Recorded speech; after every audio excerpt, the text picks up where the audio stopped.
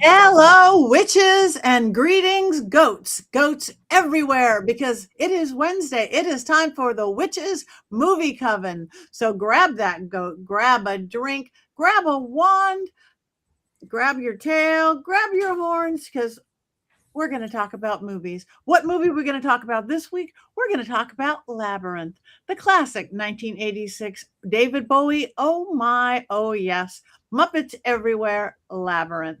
Hope you watched it. If not, check out it real fast. My name is Patti Negri. I am one of your hosts for this evening. You might know me from my regular podcast, The Witching Hour. You might know me from Ghost Adventures or Portals to Hell, Overnight Channel, Sam and Colby, or Bathroom Walls Across America. But let me introduce you to some of my co-hosts right now, starting with Richard-Lael. I am Richard-Lael. Richard-Lael is one name, not two. Can you hear me? I think you can hear me. Did I freeze? We can hear you. We can't see you anymore. Yes. Okay. There we go. Richard-Lael is one name, not two. Anyway, I'm known as a gentleman psychic. I'm a psychic and a medium. That's all I'm going to say about that one, Jason Mankey. I've ruined it. But I will say, before we go too much, I used to be a psychic and a medium, but I used to be a psychic and a small. Now I'm a psychic and a medium. Anyway, that said, make sure you go over and check us out. There'll be a QR code. You can sleep with me. You can get into Patty's panties. You can quote like Heather. You can be a bro witch like Jason. You can get our books. You can do all of those things right over there at Mystery Control. Also, don't forget to hit the like, subscribe, comment. It really helps out the algorithm. Helps us to keep doing shows for you. Yes, thank you very, very much. And now let's go to our next regular, the blonde locks beauty, Jason Mankey. I don't feel like a regular because I've been gone for 2 weeks and it's painful to be separated from the Coven. I am a prolific author, having written 10 books. This is probably my most famous book, The Horned God of the Witches. I am just overjoyed to be back with the Coven. It's always nice to have Jenny here. It's always great to have Chad here. Yes. And we missed you madly. We are glad you are back. So let's move over to our two special guests. Number one, you recognize him, the wonderful Chad Hatter. Thank you. Welcome back, Chad. I am so happy to be here. This is one of my absolute favorite movies. I do want to apologize to everyone. My tech is so out of date. Every time we do this, I always look like a ghoul because I can never get the lighting right. So I do apologize. But I'm wearing my Goblin King coat. This is my replica of the jacket that he wears during the dream sequence. And you can't tell, but this is all sequins and beadwork, and it's all very, very pretty and rather worrying. And I'm very, very, very happy to be here. Thank you for having me. It is absolutely beautiful. You came in glowing. We almost had to put on our sunglasses. Jason did. It was gorgeous. Oh, you mean because of this? Yep. Yes. Isn't that great? It Magic keeps me safe when I'm jogging at night. Magic is everywhere. That's beautiful. And I must say, came in a last minute fill-in, and we love her, and you've seen her a lot lately, the wonderful Jenny Bell. Thank you, Jenny. Yeah, thank you so much for having me back. I am Jenny C. Bell. I am a writer. I'm a host of Cozy Coven Chats, and I'm the host of my own private community called Our Coven. Thank you very much. Heather is not feeling well tonight. Our beautiful Heather Greene. She works with us with all of our books, my new book Dogcraft and Jason, and she works at Llewellyn and has her own beautiful book, Everything You Need to Know About Movies, called Lights, Camera, Witchcraft by Heather Greene. She will hopefully be back with us next week, as will Courtney. Courtney, it's big old anti-Valentine's Day in Salem, so she's busy telling people how horrible love is on the streets of Salem, enjoying every second of it. So let's talk about Labyrinth, shall we? Hopefully you guys all watched it. I watched it just last night, but just in case you didn't. Hi, Victoria. Richard-Lael, do you have an unbiased synopsis of this lovely film? I do have an unbiased synopsis of this film, and I'm going to be quite reserved in my storytelling today. It's basically the story of a young woman who is at home babysitting her baby brother, and she wishes the goblins would take him away because he's a screaming, crying brat. And much to her credit and her power of magic, the goblins do hear her, and they, because he's not crying, back into the room, and then David Bowie in very, very, very, very, very extremely tight trousers, and then it gives her an ultimatum of, well, you can have your dream, have the baby, and she chooses to have her brother, and she goes into this wonderland world of a labyrinth. She meets along the way a lot of puppets that sort of help her. A muggle, a moggle, a hogwart. I don't remember his name. Chad's dying. He's this troll that helps her through the entire way, but he double crosses. There's nothing as it seems. He's a dwarf. Dream sequence. Baby returned. The end. That's about it. Thank you. Now that we all completely understand the movie, maybe there's a little more. And playing Heather Greene this evening, we have Jason Mankey doing 5 more things we actually need to know. Yes, Friday the 13th is days away. All right, got to get into my Heather Greene costume. All right, let's put a scarf on. It is necessary in order to properly channel Heather. There we go. So here are 5 things that you need to know about the movie Labyrinth. Most of you probably already know that Jim Henson was the director of this film, but this was the last film that he directed before he passed just 4 years later. Apparently, he was also kind of depressed after this film came out for reasons we will talk about it, though I don't think his depression and his passing are related in any way. The movie comes from a story by Jim Henson and a children's book author from Canada named Dennis Lee. The movie was actually written from that story by Terry Jones, who was a member of the Monty Python troupe. So when this came together by Lee writing a novella of the story and then passing it on to Jones, Jones has said he didn't really get on with the novella, and he thought that it was really just kind of an unfinished sketch of a story. And in order to write the movie, he sat down with the drawings of Brian Froud. Brian Froud is well known for drawing a lot of fairies and gnomes and other fae and magical creatures. He had worked with Henson before on The Dark Crystal. And Jones said it was really those stories those drawings more than the novella that really helped shape the story in his view. If you feel like this movie has some adult comedy in it, that is probably because of Jones. The movie also feels wildly British to me in some places and reminds me a little bit of Time Bandits. And I think that comes because of the flavor of Monty Python and Jones, who ended up writing this. George Lucas was also involved in the making of Labyrinth. He was a producer. He was constantly on set when the movie was being filmed. And apparently he did some rewrites of the script while he was on set, though he did not officially get credited for that. So if there's moments where you think the dialogue is stilted and not pleasant, my guess is that those are lines added by George Lucas. The movie was shot over 5 months in 1985, but before that, it took 1.5 years to make all the puppets that they used in the production. The casting of this movie is pretty interesting. This is thing number 2.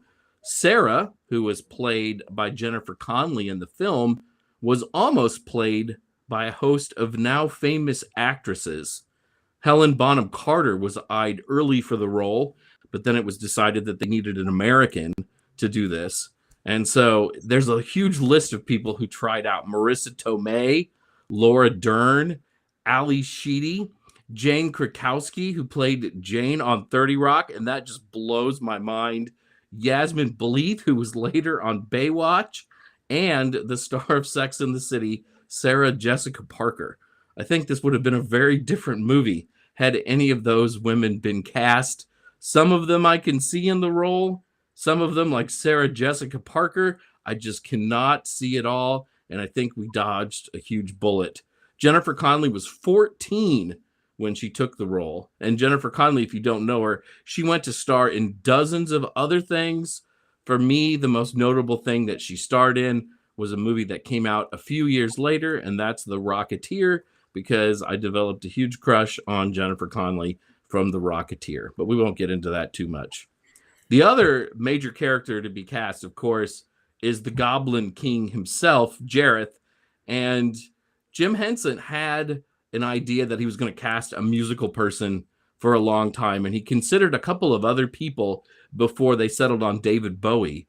Sting was one, Prince, Mick Jagger, and this is absolutely terrible and would have made the film even more unsettling. Michael Jackson. Again, we dodged many bullets. The casting was much better with the people that they picked instead of the people that they didn't pick. Bowie almost dropped out a few times because he didn't like the way his character was being portrayed in some of the early scripts, and he had a lot of input in how Jareth was portrayed. Here's a really interesting thing that I found out while I was trying to play Heather earlier today.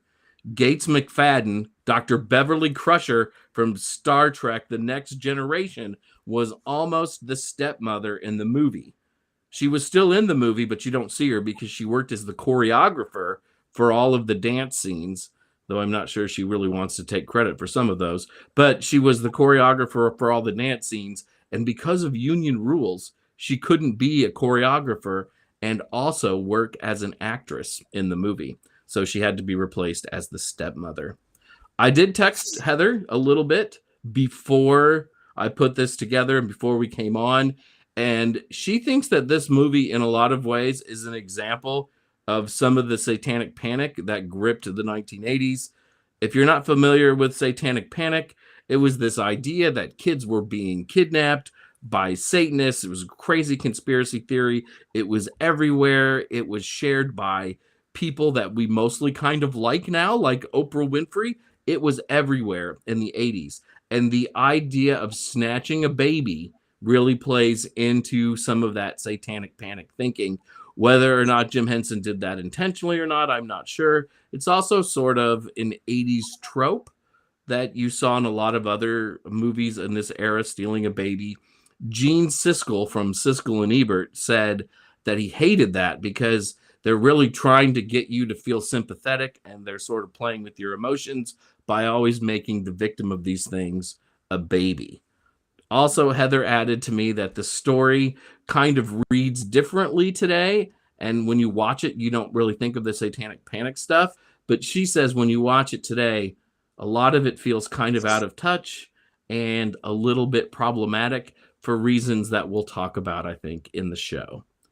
The movie itself, a box office disappointment, bringing in a meager $34 million on a $25 million budget.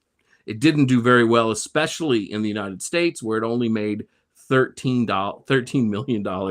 The movie, though, was a big hit in Japan, where it brought in $9 million and was number one at the box office for 4 weeks in December of 1986 in the UK, where it made $4.5 million. Unlike movies today, this movie was released over a long period of 6 months. It was released in the summer in the United States, and then 6 months later, it was finally released throughout Europe. Early reviews were mostly negative to middling. However, after its initial release, the movie began inching toward cult status.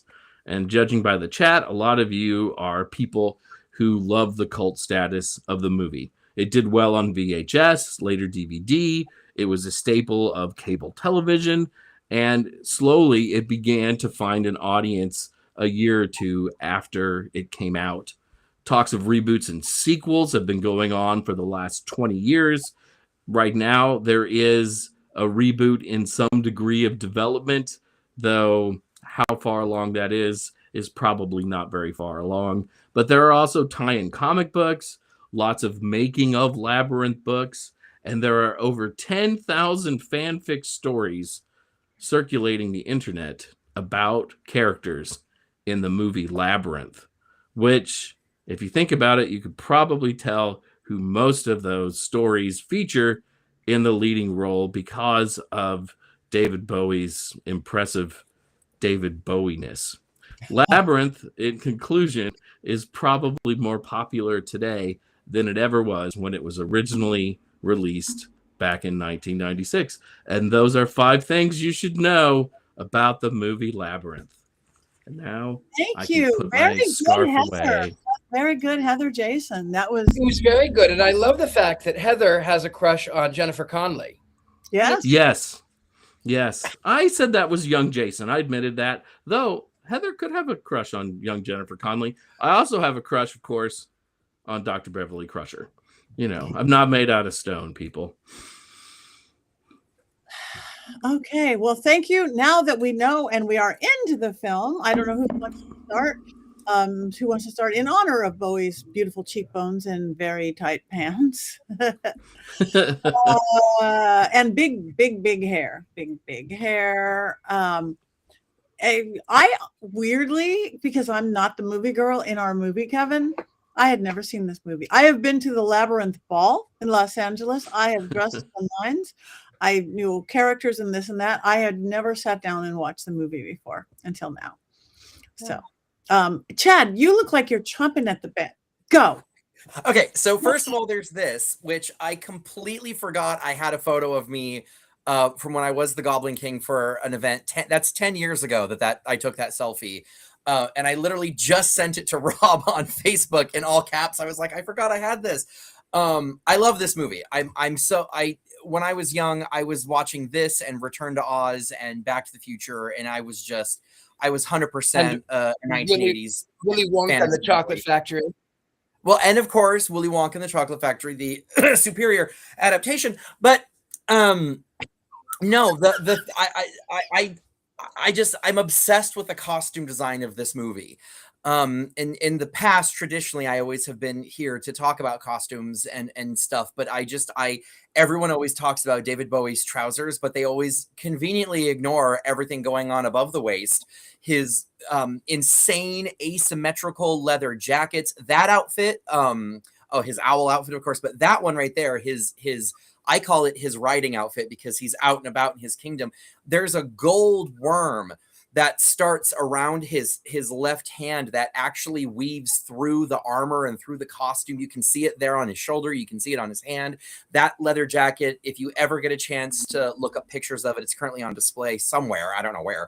But it's fabulous. His owl outfit was made of layers and layers and layers of semi-sheer silk habitai, which is my absolute favorite fabric on the planet. It's this crazy lightweight silk that just you blink and it moves. It's so lightweight. And a very dear friend of mine actually has a casting of the bone armor that's woven through the hair on the owl outfit's shoulders. He has a piece of it hanging on his wall, and I've tried to steal it many times. His outfit at the ball, obviously, which I'm wearing a reproduction of, is just, they went out of their way to make him look stunning. And I think look at this. Look, who wouldn't be enchanted by that?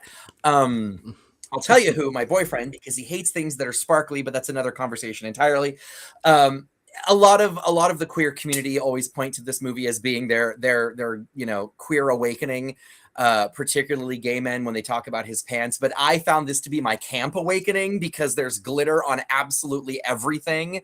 And the work of Brian Froud and Jim Henson together is just it is a cornerstone of fairies and goblins and elves and just what they look like, because people always want to make them these beautiful things, and in the original lore they're not always, as you guys know. They can be dirty and cheeky and filthy, and we don't have enough goblins out in the world. And I also wanted to point out too that the story borrows heavily from a book by Maurice Sendak called Outside Over There, which is about a girl whose baby brother is kidnapped by goblins when she's not paying attention, and they take him through the bedroom window. And when she steps out through the bedroom window, she's in a completely new environment because she exited the house not through the door, but rather through the window. And in the movie Labyrinth, when Jareth comes to claim Toby and says, he's there in my castle, he points through the window, and then we then go through it. And so if you look in the credits, there's a special thanks to Maurice Sendak, because there was some headbutting that happened when the movie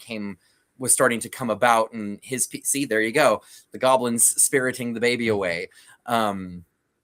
Yeah, no, I love this movie. And I also just wanted to point out too that every single character we meet in the Labyrinth, including Jareth, is foreshadowed in the opening in Sarah's bedroom. There are drawings and toys and dolls and paintings of everything. Like even the Labyrinth itself is represented in her bedroom, which is just, it's one of those movies where if you watch it multiple times at a normal speed, Richard-Lael, there's Easter eggs all over the place. I shall never watch this one again. Well, you're allowed to be wrong. The other thing that I just love too is they hid David Bowie's face all throughout the movie. It's in the movie 4 different times, if you know where to look for it. The most obvious is when he comes to talk to Hoggle and threaten him, and we get a very clear shot of these standing stones that make his face, but his face is everywhere, because he's always watching, is kind of the idea. And that was actually something they mimicked in Wicked. In the first Wicked movie, the wizard's head is hidden in wallpaper and things all over the set. And yeah, the Escher painting, just my God, man. Okay, I'm done. I will now contribute and stop hogging. Thank you. No, that was fabulous. Thank you. Richard-Lael? Well, I will say the art direction was beautiful, and I would like to say that Hogwarts, whatever his name is, he was lost. Jim Henson actually put him in. Jim Henson put him in a suitcase, and then he got lost, and he was lost for a decade, and now resides in the Lost Artifacts Museum. Just that. That being said, I hate this movie. I watched the first 30 minutes in regular speed. I hate everything about it. I've avoided this film for 40 years. I hate everything about it, even David Bowie. I hated the acting. I hated Richard-Lael, I have to interrupt you. I have to interrupt you real quick. Do you know what happened to the Hoggle puppet? Do you know what happened to the Hoggle puppet that got lost? Do you know what its eventual fate was? No? It was put in a suitcase and then it was restored. It was restored, but it was restored by a person who knows nothing about restoring puppets, and it looks like an eldritch horror. Like it's still there because the Jim Henson Company didn't want it back after they restored it. It is god awful. It is horrific. It is, if you ever want to Google it, please don't. I have a feeling we're about to see a photo of it, whether we like it or not. It is so upsetting what happened to that thing when they found it and they knew what it was. They should have just given it back to the Jim Henson Company because it is atrociously bad. Okay, now you may speak. I'm so sorry. I love you all. Jenny, you look very, very pretty. I like the streaks in your hair. It's very nice. I have no hair. Thank you. That's so kind. I wore my hair like this because I was channeling my inner Jennifer Connelly. I was like, her hair's part on the side. I like darkened my eyebrows more. I was like, I need more eyebrow if I'm going to channel her. I was going to say about this movie. So I was born in 1982 and it's just like, they don't make movies like this anymore. I have children. And so we see like every kids movie, whether I want to or not, it's like Clockwork Orange in the theater. And they're terrible for the most part. Like there's no attention to detail. There's no art. There's no beautiful music. It's no actors that It's like the layers upon layers on this film is very thoughtful, whether you like it or not. It's like super thoughtful.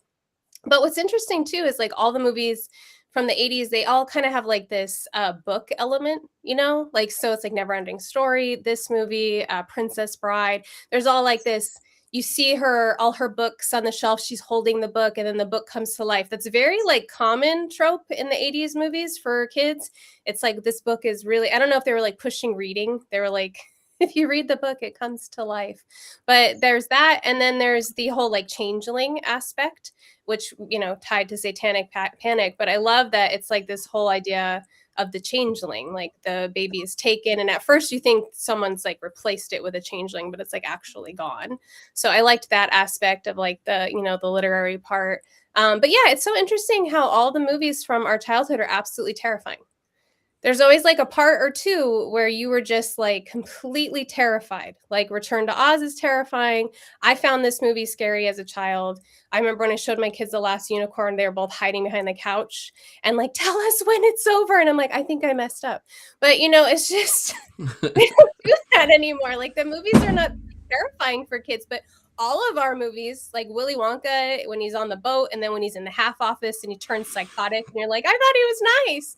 Like, it's like, I don't know. They just didn't want us to trust anybody. I don't know what it was. You think? Yeah. I think you and I are going to be very good friends. It was scary. Again, me not watching it, me very much an adult, was like, oh God. I mean, I got all the meanings behind the meanings behind the meanings and the journey and all that stuff, but it was like, ugh, had I been a kid, I would have probably liked like an Alfred Hitchcock film, The Birds, more than this, because this was scarier. The Muppets are scary. Yeah. So let's go back to Richard-Lael because we jumped in on there. So take the floor, sir. I just was gonna say I hate it.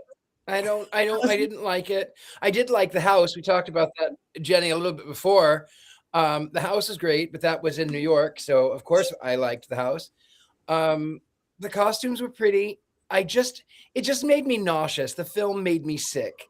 And maybe because I'm so embroiled in what's happening now politically for this 14-year-old girl and this David Bowie adult man. And that made me really skeeved out. I really didn't like it. I didn't like it. You are 100% supposed to be creeped out by that. He's the villain, and people forget that. And it's like, no, he creates this bubble version of himself that he drops her into entirely to keep her distracted. And people forget that he's not a hero. He's the villain. You're supposed to be creeped out by that. That's the point. Like, and people always forget that. And but I do agree with what you're saying. With everything going on nowadays, it's a very unfortunate connotation to have. 14 is kind of young. I don't know if that 16 would have been that much better, but 14 is young. Yeah. Is he a predator or more than just a villain? That there's. Well, Taya asked me if I would have liked it if they would have swapped Freddie Mercury. No, nothing could have saved this film for me. I have avoided it for however many years it has been out. I absolutely hated it. I hated everything about it. I think the puppets might have entertained me if I was 7, and I love the Muppets. I still watch Sesame Street. I could not get into this.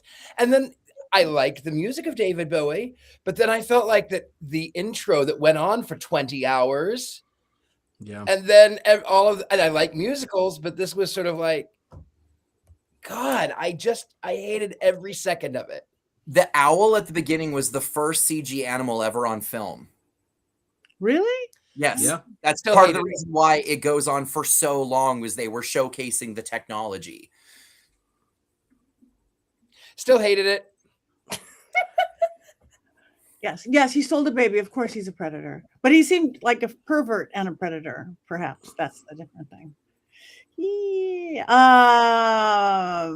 Well, this has been fun. Oh, we can't run away yet. Okay. This is the problem. Rob, stop putting that picture up. We've seen it. The problem is I'm talking to you on my laptop, not my phone, and the laptop won't fit in the freezer. So I'm subjected to Richard-Lael's demagoguery, and there's no way to get away from it. I do agree about watching Sesame Street, though. I find it comforting in these backwards medieval times that we live in. Sesame Street is great. I love Sesame Street. Maybe we should have borrowed some of Courtney's sunglasses for hexing while she's away or something. We should get a pair that we all have. Courtney's glasses. Again, I have lots of stories that go lots of ways, but I didn't hate it like you, Richard-Lael, but I was upset by it. I was upset by it. Just everybody's so mean.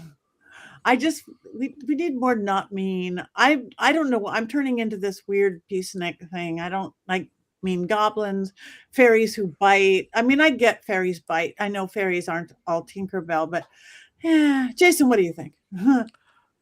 I remember when this movie came out, and I liked 1982's The Dark Crystal quite a bit, and I found that world extremely immersive. I was hoping that Labyrinth would be something that was very much like The Dark Crystal, and I don't think it is like The Dark Crystal.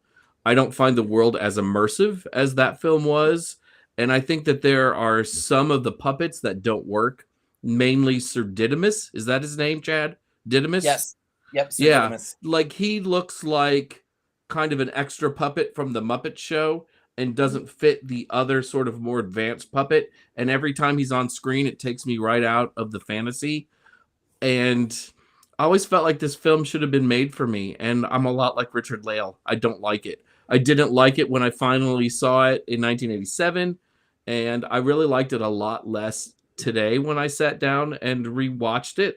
I love the Muppets. I've seen every Muppet movie in a theater because I love them so much.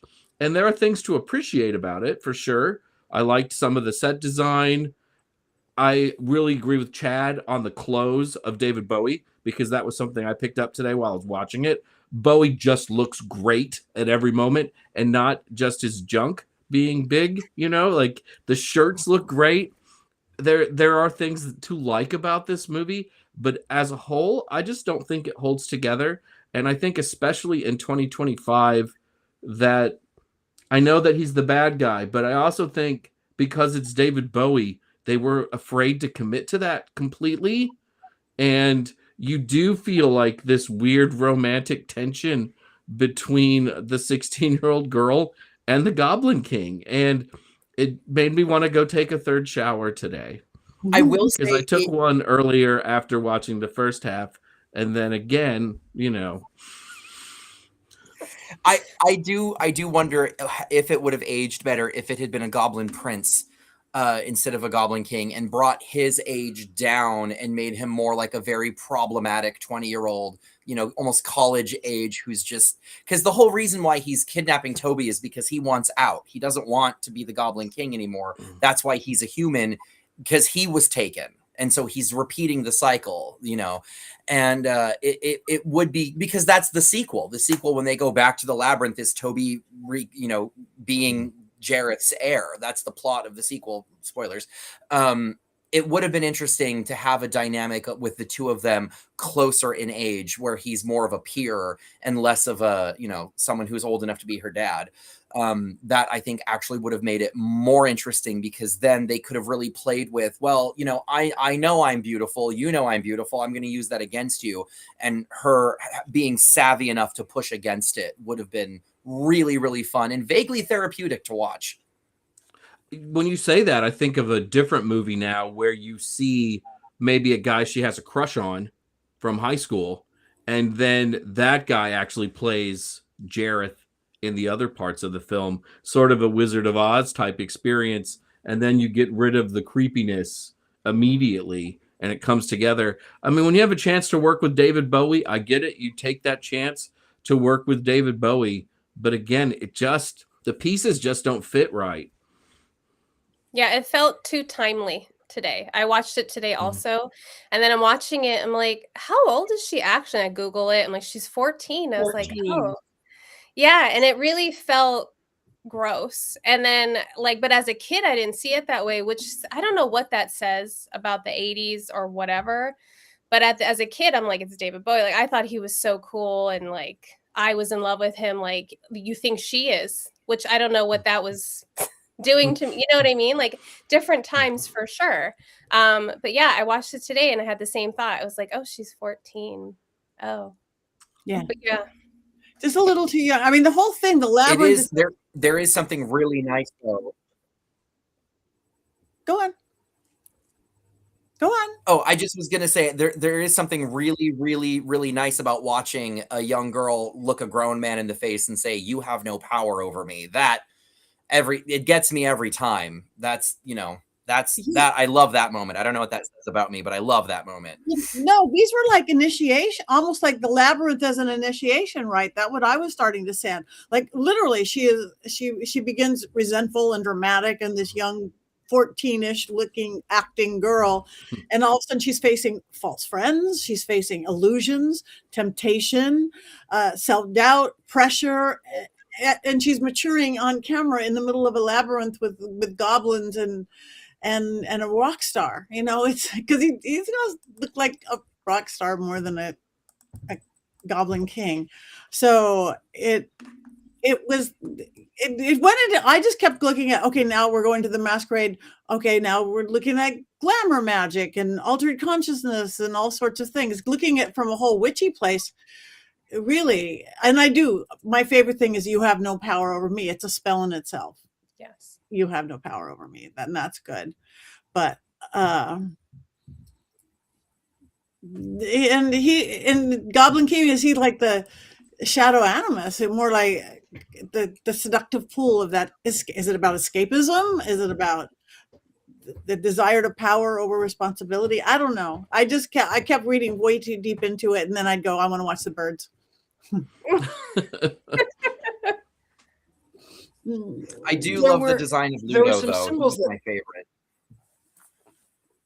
Oh, Ludo is great. Mm-hmm. But I also there were some symbols that I did not. We could go Richard-Lael first, and then Chad. No, I'm done. No, you're not done. You can come back and you name bears. It's great. So the thing is, the peach that she's given that sort of sends her back, that is a metaphor that should not actually have been there. And I think that when they knew what they were doing, even the way that David Bowie handles the peach, and that peaches, even she says something along the lines of, it's a shame to spoil it or defile it, something like that. Just creepy. It's creepy. It's creepy. It's creepy. It's weird. It's creepy. Great costumes. Great art direction. And it's creepy. It's pretty. It's creepy. And had he had some different pants, you might have noticed the jackets better. For sure. Just saying. Chad, go on with what you were starting to say, please. Well, the peach is a reference to the apple of knowledge, because they pulled it from a Chinese folktale where it's peaches that grant you knowledge rather than apples, because they didn't want to be so literal, make it so Snow White. So I don't think the peach was intentionally graphic. I think, like I said, I've read way too much about this movie. I know all the superfluous details, which is why I'm really not an asset this week. I'm just a hindrance. I can leave at any point. But the show is better, Chad, when we have diverging views. Always better. Your presence is totally necessary tonight, given the way this discussion has gone. I'm really just trying to help. I promise. I can just be. Yeah. Okay. I'll mute myself again. No. No. No. And you love it, which is great. No, I just think that I might have enjoyed it if I would have seen it 40 years ago. Yeah. I might have enjoyed it 40 years ago. No. But I will say that it reminded me of a film that I did watch back in the 1980s that is so very much like this, but it's not nearly as creepy. It was the Hug-a-Bunch Kids, oh, I God. think, which that was like And do you remember that? Yes, Jason? I remember that. Holy crap. So this little girl, her grandmother is going into the nursing home, and she's trying to keep her grandmother there. And her grandmother gives her this creepy little stuffed doll with curly hair. And somehow she goes through a looking glass, through the mirror, to this alternate reality world where there are puppets, and there's a little bit of Wizard of Oz, a bit of Snow White, and there's a little bit of the evil queen, and the evil queen has strawberries on a tree. They're not apples, they're not pears, they're not peaches, they're strawberries. So here it is, the Hug-a-Bunch kids, the Hug-a-Bunch.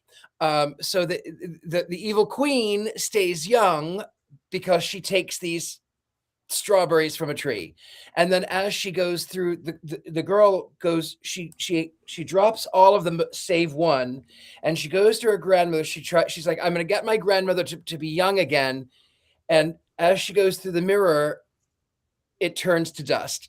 And it was sort of like, well, you went through all of this trouble, but people grow older, and there's not much that you can't help it. There's nothing to do. So I did watch that one, and there's a bookworm in it, and there are the guards that remind me of the witches' guards in The Wizard of Oz. I mean, I liked the Hug-a-Bunch movie, but of course I was like 5, so maybe I would hate it now. It looks I don't know. terrifying, but I want to see it. Looks terrifying. It was terrifying. It was the 80s. It was the 80s. Kids' movies were terrifying. 40 years. That's, wow, time flies. 40. All right. Is there anything that we haven't said yet that we need to say about this film? I have to ask. Oh yeah. Go ahead, Jenny. Please go I ahead. was going to say, you brought up the Satanic Panic, and we didn't really get to talk about that because I thought that was like interesting. I didn't see it that way. I saw it more as like changeling fairy story, but then given the context of today too, it really felt like the baby being stolen was very significant. So yeah, I was interested in that, the Satanic Panic play, because even David Bowie is like demon like with the way they do his eye makeup and his like that special little haircut, his Tony and Guy haircut. It's like very like he looks like a demon, but like a daemon, like how we would say, like a not a so scary one, but kind of scary. And so that's interesting too, the Satanic Panic. Yeah, when I watched it, I didn't really think about that, but Heather, that was a text from Heather. So that was really an observation of our Heather Greene. But I kind of agreed with her after thinking about it, because that was one of the things that people were really worried about during the Satanic Panic, was children always being snatched up.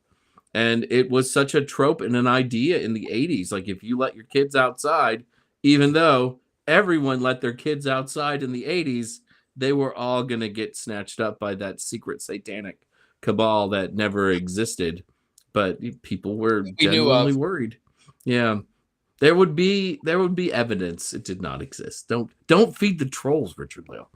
I mean, the Satanic Panic, they weren't Satanists, they were just billionaires. I mean, that's the real Satanic Panic.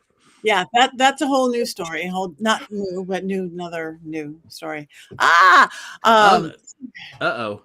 Is Chad putting us in the freezer? I think he did. I think he might have. Back. No, I went to get my wand because I can feel us getting toward the end of the episode, so I just went to get my getting towards the end, but we have a few more things to do. I do have a question for Chad, though, because he knows this movie so well. So there's the Bog of Eternal Stench that everyone is worried about being, subjected to, right? And Sarah walks on these rocks, and everyone else does, that rise from the Bog of Eternal Stench. Wouldn't some of the bog have been on those rocks?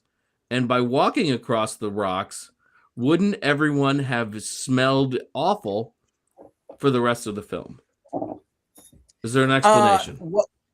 Okay, so this is I was going to make a joke about and not actually answer. I was going to just talk in circles and not actually answer it. But I've thought about this because as a child, it always bothered me that like the solve for that moment is the rocks, and it's the answer is unfortunately in the movie. They when they come up, they're wet, but when she drops onto them, they are dry. So it's we are one is meant to assume that they dried very, very quickly. Oh my God, Jenny, tell us about your cat. Okay, Oh, yes. he is just an extremely nosy. That's Mankey. And he has to be in every time we do movie coven, he's here. Last time he blocked my light. But he was knocking on the door. And so I let my husband know, like, you can let him in. And then he's took Philip's necklace off. He's already a menace. That's just what he is. He's a little menace. Maybe he wants to wear it. Maybe I think he might. He wants to wear it. Oh, he Such would a look cat good. way to be. Black Mikey would look good. But Jason, I will tell you that where I grew up in Colorado, every summer there was a natural spring that would open up in the thicket behind my parents' house, and it would flood the whole area, and it would get murky and it would get muggy and boggy, and it looked like the Bog of Eternal Stench. And so I always was quite partial to the bog as a child for two reasons. One, because I was like, oh, the bog is right behind our house. But also two, I am a gigantic immature man baby who thinks that fart noises are hysterical when used tastefully. Yes, they are.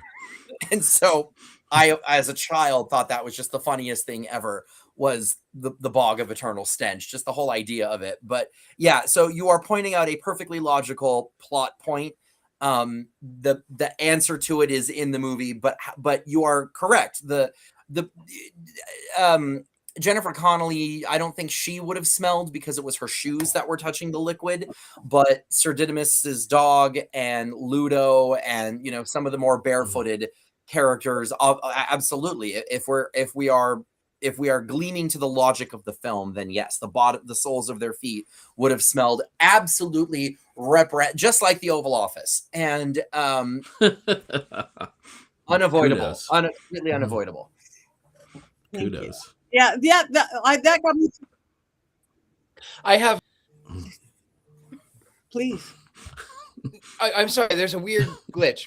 I have a stench story. So many years ago, I worked at a bank, and this guy came into the lobby to make a deposit, and apparently he cleaned all of the grease traps from the restaurant.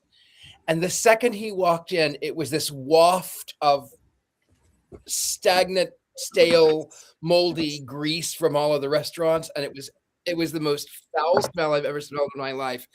And of course, he comes up to my teller window, and in those days, it wasn't quite the 80s, but in those days, we didn't have the plexiglass in front of you, and you were basically just, hi, come and get my money, put a gun in my face, you know. So I'm sitting there, and the guy, of course, comes up to my teller window, and I go, hello, welcome to Chase Bank. Hold on. How can I help you today? And the second the poor fellow left, I let out this great sigh, and even the bank manager came down, and she was like, "What is that ungodly stench?" This guy apparently had been in the bog. Apparently he had been in that bog, because I am telling you, I have still never smelled anything that smelled like that guy, even just walking into the bank. Wow. Well, now I'm sad. Oh, we don't want you sad. I mean, Chad. you know, not a very nice guy. Nice guy. He's a nice guy. It was just a very stenchy stench. Thank you. All right. I know. I can't wait for the Maggie movie. I have a few. Bog of Eternal Stench is an ideal name for Witherspoon's toy. We kind of lost you there for Richard-Lael, but you're back. I have. I was just reading one of the comments, but I go. Okay. I have a few quotes again, and I kind of looked at them from the serious side and the not serious side. Big one, through dangers untold and hardships unnumbered. You know, on the serious side of things, there she is she's claiming her journey, her heroine energy, and how she's making it through, or she's just it's a 1986 way to go. I'd like to speak to the manager of this maze. I don't know. I'd like to speak to the manager of this maze. The manager of this maze. I would like to. That's what it sort of felt like to me. And of course, we'd have the "You have no power over me," which we all like that. It's a boundary spell to me. It's sovereignty reclaimed, or unfollow. I put everything in again. Unfollow. It's a modern unfollow. I don't want to go there. Everything I've done for you. Is that romantic or manipulative?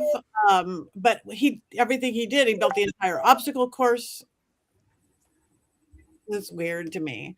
I don't know. I probably didn't do the quotes as good as Peggy. I don't know who Peggy is. No, Peggy. Somebody has a cat named Peggy or Penny. I moved the stars for no one, except he actually moved the stars for her. He immediately. So with wind machines, I think. Anyway, it's not fair. She said a lot of it's not fair, but she's the one who had him wanted to take the baby, and she entered a goblin maze voluntarily. So I guess it is fair. The way forward is sometimes the way back. I like that quote just because I like that quote. So revisiting old paths untold. Yes, we could look at a thing meaning, or it's GPS that says recalculating, So because that's judgy, those GPSs. Should you need us was a big one. You remind me of The Babe, which I thought it was weird. Words have power. We see that. Or otherwise, he's like literally opening negotiations with nursery rhymes. Like, did remind me of The Babe. So anyway, that's all the quotes I have that I could pull and place something with. It's still a very confusing movie to me. I'm sitting here going ones up, ones down, ones middle, ones up, ones down, ones middle.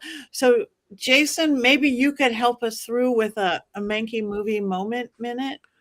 I think I'm just going to make things worse, but I'm going to give it a go. We have many traditions on the Witches Movie Coven. Some of those are obvious, like the order of the show. Patti says hi, and then Richard-Lael, then Heather, some discussion, then Courtney, and then finally I do whatever this thing is that I'm currently doing. Sometimes our discussions result in people turning off their lights or putting on sunglasses. And sometimes I write these Mankey movie moments knowing someone will probably be turning off their lights or putting off some sunglasses when I share them, or in the case of Chad, being put in a freezer, because I don't really care for this movie. I didn't as a kid, and much of that is because of the characters. So let's go through them one by one, shall we? Let's start with Sarah Williams, our protagonist, who immediately makes a bad impression. She comes home late to a previously agreed upon babysitting commitment and immediately blames everyone but herself. And her stepmother must be an ogre for that stepmother to dare ask Sarah about being late. I like Jennifer Connelly in just about everything else she's ever been in. I do not like her in this movie. And her absolute hatred of her crying, literally baby brother comes across as rather heartless, unless you're Taya in our comments, who doesn't like babies at all. But the biggest issue might be her absolute love of Jareth, the king of the goblins. Jareth is the villain of this movie, but he's equally positioned as Sarah's love interest, which I would say is just creepy, but that's not harsh enough. If we were to flash forward 35 years and catch up with Sarah today, we would definitely find out that Sarah had married someone at least 10 years older than her, and that she calls her husband Daddy. One of Sarah's only friends in the world of goblins is Hoggle, a fairy tale creature man who betrays and redeems himself to Sarah about 12 times in the first hour of the film. Hoggle also pouts a lot and at one point laments the loss of his only friend, Sarah, even though they have known each other at that point for half an hour. Hoggle is later kissed by Sarah as thanks, and given Sarah's love of daddy figures, Hoggle definitely has a shot. Turning up about halfway through Labyrinth is Sir Didymus, and thank heavens he only shows up halfway through this movie. Didymus might be the most annoying character to ever grace a Jim Henson film. Most scenes involving Didymus show the character flailing about ineffectively and then calling his dog Ambrosius a coward until at the very end, Ambrosius finds his courage. Wow, I didn't see that coming. Shocking. Didymus makes me long for characters like the Killing Tree and that guy who yelled Mystic Shield during Ouija Shark. I cannot find it in myself to say too much that's bad about Ludo. He's about the only thing that Henson got right in this movie. He's sympathetic, likable, not too scary looking, but also just scary looking enough. He also had the power to take down Jareth the entire time because he apparently controls rocks and is also very strong. It's also a relief that Sarah is not romantically interested in him. And that brings us to Jareth, the Goblin King. For many years now, I have referred to my wife's now deceased stepfather as the Goblin King. Part of that is because I believe he looked like a goblin, and perhaps more importantly, he was not a good person. He tried to get my beloved kicked out of school, but by not filling out some forms for her, and yet saying that he had. Unforgivable. She almost had to go back and quit college, and I will never forgive him for that. And when I refer to this person as the Goblin King, I am reminded that David Bowie and his ever-expanding codpiece is the true Goblin King. But Jareth only sort of works in this movie. As an evil wizard with charisma, David Bowie is a great choice. As a love interest frenemy for a more age-appropriate antagonist or protagonist, he also would have been fine, but we got as neither of those things. I'm sorry, no adult should be saying, just fear me, love me, do as I say, and I will be your slave, to a 16-year-old girl. That's creepy. I love me some David Bowie, and he certainly looks cool in this movie, but the character's just not right. He can't even be defeated in a satisfying way. Probably because our heroine doesn't truly want to defeat him. At the end of the movie, Jareth turns into an owl, spies on Sarah, and then flies away like he's the hero of the film. Hopefully, he's flying into a different movie, or perhaps jail.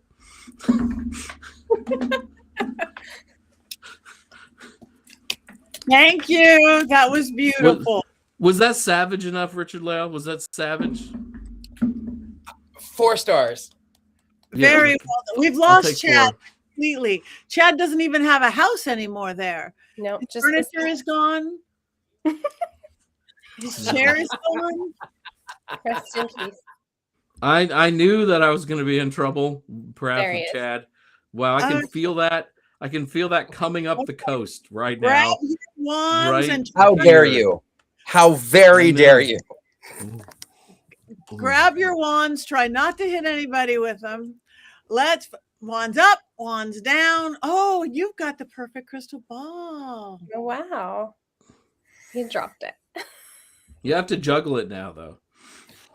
I have a hard time juggling my own balls. Ba-boom. All right. Way Flying down, into the fridge. way down for Jason, way up for Chad. Midway for Jenny and I. And Richard, you've lost your ball? I mean, your way? I have dropped this all the way into this So eternal stent. we have 2 downs, 1 up, and 2 neutrals. What about you guys in the chat room? I'm so confused this show. Half. We got a halfway. We got a middle. Amon's halfway. We got a lot of little middle ground on this because that makes sense to me. If I couldn't decide until 1 minute ago. Yeah, because there's too much weird and too much good. You'd think on some of these movies they'd see that coming, but maybe not 40 years ago. I don't know. Do we know what we're doing next week? Oh, did we run Heather's review? Because she gave us one, even though she's not here. No, Heather said wands up for the Muppets and wands down for the movie. Yes. Super high for the Muppets and Henson. Yes. Down for the And movie. I feel much like Heather. Yeah, same. And Can I- Courtney has her own Can I- motives, apparently.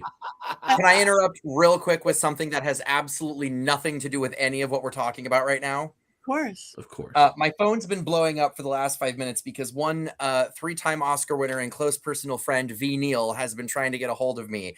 And I finally responded by sending a picture of like, I'm busy. And she's I have messages to relate to Patti and Richard-Lael. She says, tell Patti I say hello.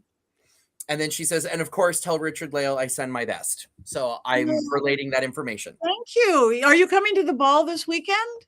I am supposed to. You come. My sainted boyfriend, who I spent the last 4 nights with, is very ill all of a sudden. And so we're waiting to make sure that I am also not very ill.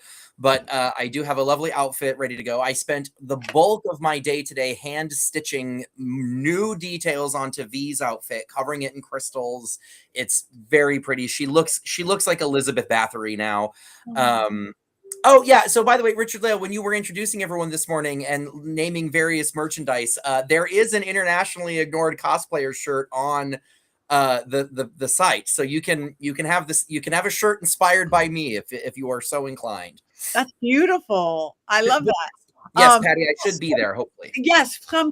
This weekend, for anybody in LA who can get here, it is Endless Night Vampire Ball weekend.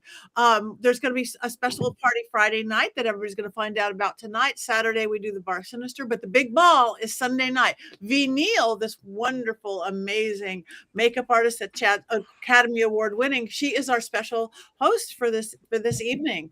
So you guys come to LA.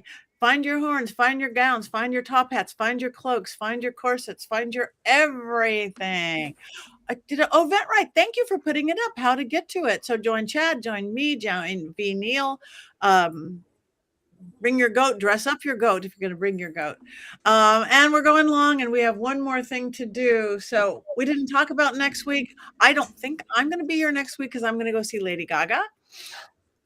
I will be on my way to convocation in Detroit, Michigan next week. And Heather will be on her way to Sacred Space in Baltimore, Maryland, 2 of the premier pagan and witch conferences in the United States. Now we can cackle. Sorry. Had to get that in, Patti. No, that's great. Anybody else have anything that they want to talk about real quick? Next week, The Ritual. That's the movie. Next week. The Ritual. The Ritual. Okay, The Ritual. Whoever is here to watch it. Richard-Lael, take it. I didn't mean to do that. 1, 2, 3, let's cackle.